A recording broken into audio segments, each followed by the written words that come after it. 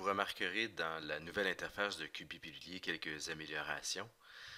Tout d'abord, évidemment, le look a été nettement amélioré. Vous arrivez maintenant aussi dans un tableau de bord, ce que vous voyez ici à l'écran, qui vous permet donc de rapidement accéder à des actions qui doivent être faites, comme par exemple s'il existe des dossiers non validés ou si vous avez des piluliers qui sont à compléter là, dans les 24 ou 48 prochaines heures. Vous voyez aussi là, les lots de DVCC si vous en avez ou pour les 4 prochaines semaines, là, au bas de l'écran, la progression hebdomadaire qui vous indique où en est votre production.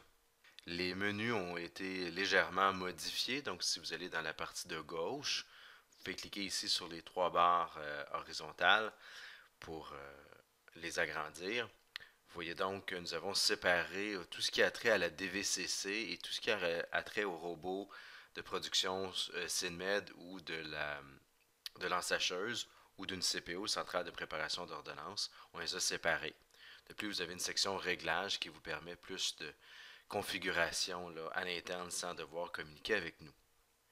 Vous avez aussi en haut de l'écran un bouton plus et un bouton moins qui vous permet là, de régler légèrement la grosseur des caractères. On sait très bien que vous avez des résolutions d'écran en pharmacie qui diffèrent beaucoup d'une pharmacie à l'autre. Et donc, des fois, si vous voulez voir apparaître le texte en plus gros ou en plus petit, sans nécessairement avoir à zoomer avec le furteur, on peut modifier la grosseur du texte à cet écran-là. Un des plus gros changements de la nouvelle version de QBPilulier se retrouve au niveau de la fiche patient. Donc, toujours possible d'afficher les informations nominales en cliquant directement sur le nom du patient, là où les informations générales de préparation apparaissent et où vous pouvez cliquer sur le mot adresse pour les différentes informations. Notez que vous pouvez maintenant écrire le numéro d'assurance maladie, la date de naissance du patient. Pour ce qui est de la fiche des médicaments, alors, pour ajouter un médicament, on appuie comme à l'habitude sur le bouton plus qui va nous ajouter une ligne et directement à ce moment-là dans la ligne, vous allez pouvoir écrire le nom du médicament. Et donc, de la même façon, la recherche s'opère soit par le DIN ou une partie du nom du médicament. Mais maintenant, vous pouvez donc inscrire directement la quantité dans le moment de prise. Par exemple, si le ramipril, on en prend un le matin. On pourrait en prendre 0,5. De la même façon, vous pouvez créer un calendrier avancé ou un calendrier complexe rapidement en appuyant sur le calendrier. Donc, on active le calendrier complexe. Et donc, vous avez le choix entre le semaine ou le séquentiel. Vous le générez à partir du bouton vert à droite et directement à l'intérieur des cases, vous pourriez inscrire les quantités. Pour inscrire un commentaire, vous n'avez qu'à le faire directement dans le champ commentaire ici. Vous avez aussi la possibilité de classer en ordre que vous désirez la liste des médicaments. Donc en cliquant sur les boutons plus ou moins, vous allez faire basculer la ligne de ce produit. Le bouton de comparaison aussi a été amélioré, donc le bouton versus. Donc vous avez toujours la comparaison entre la dernière validation et la plus récente, et donc avec un visuel amélioré, beaucoup plus clair. Mais vous avez aussi la possibilité d'aller chercher cette comparaison sur une autre période.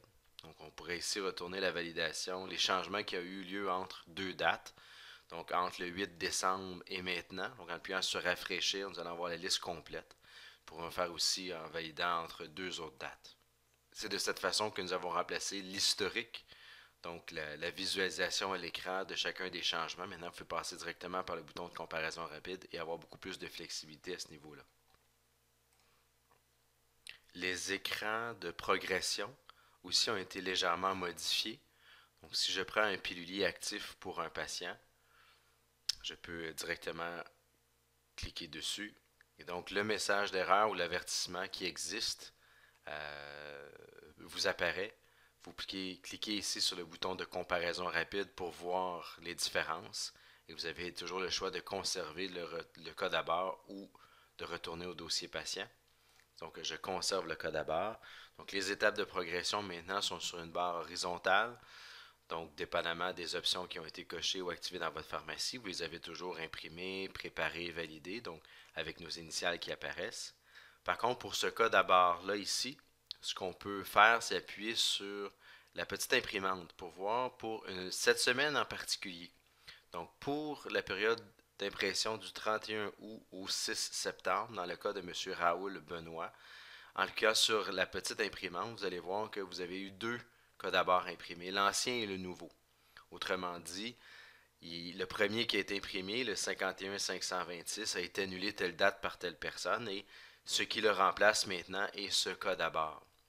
Donc, si vous entrez un code à barre qui a été annulé, vous pouvez toujours cliquer sur le bouton d'impression pour voir lequel a remplacé ce code à barre annulé.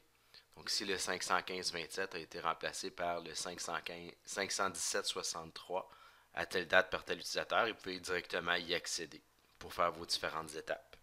À cet écran, vous pouvez donc toujours enregistrer une erreur de préparation ou un incident. Vous pouvez toujours aussi, en cliquant directement sur le champ Notes, ajouter une note de code à barre. Mais surtout, vous pouvez directement changer un médicament dans cette fiche-là.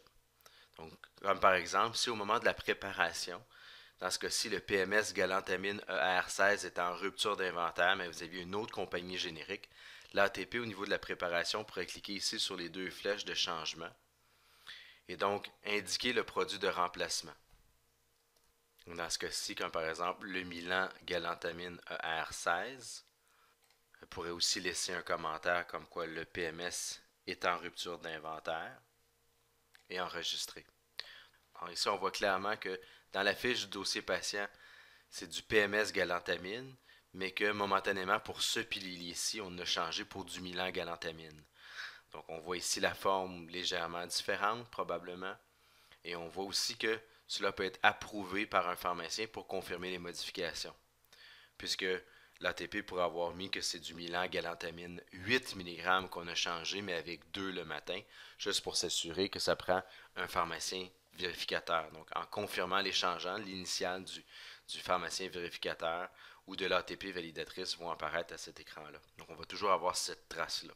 Donc, pas besoin de laisser une note ou rien, ça se change à cet endroit-là.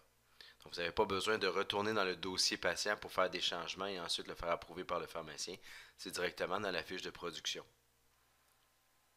Pour modifier en lot des produits dans les fiches des patients, vous allez tout simplement dans le menu Configuration et Changement de produit. À ce moment-là, vous allez pouvoir donc inscrire le médicament qui est contenu dans les fiches patients que vous voulez changer. Autrement dit, ici, le PMS pantoprazole que vous allez changer pour du apopantoprazole. Évidemment, assurez-vous que ce sont des génériques substituables et vous cliquez sur le bouton Recherche. Le système va vous afficher à l'écran tous les patients pour lesquels il y a du PMS pantoprazole et en haut la confirmation que vous allez le changer pour du apopantoprazole. Vous pouvez donc individuellement sélectionner les changements ou faire un changement en lot pour tous et ensuite faire le changement. Votre signature électronique sera donc inscrite à chacun de ces fiches patients. En terminant, je vous invite tout de même à regarder les différents vidéos et documents de formation sur cette nouvelle version améliorée.